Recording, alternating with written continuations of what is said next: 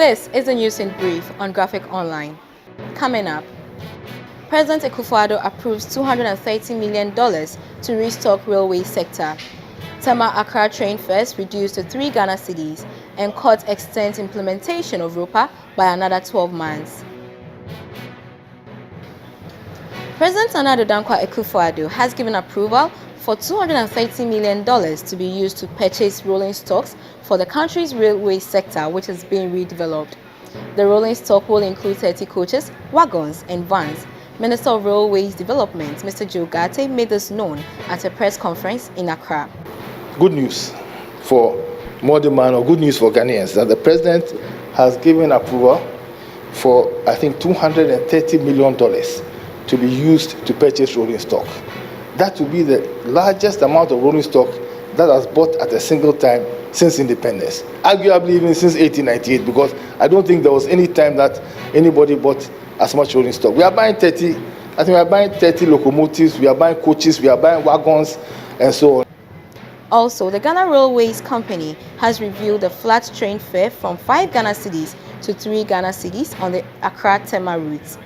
According to Mr. Gate, the fare reduction is aimed at increasing patronage of the railway service. Every morning when the train takes off, I'm informed that the train has taken off. When the train arrives, I'm informed that the train has arrived.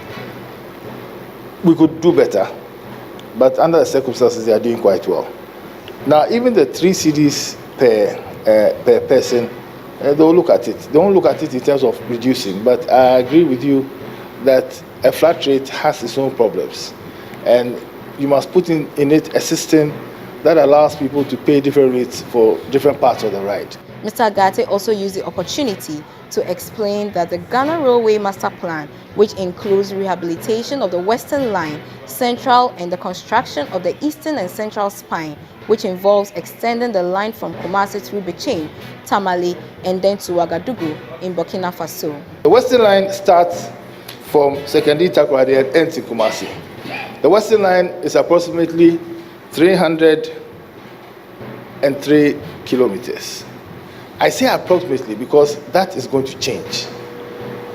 That is going to change because the narrow gauge is a winding line, because it travels very slowly and it goes from town to town. And there are so many curves, but the standard gauge will go faster and will go straighter. So eventually it may be shorter than the 303 kilometers. The Accra High Court has granted the Electoral Commission a 12-month extension for the implementation of the law that permits Ghanaians living abroad to vote in national elections.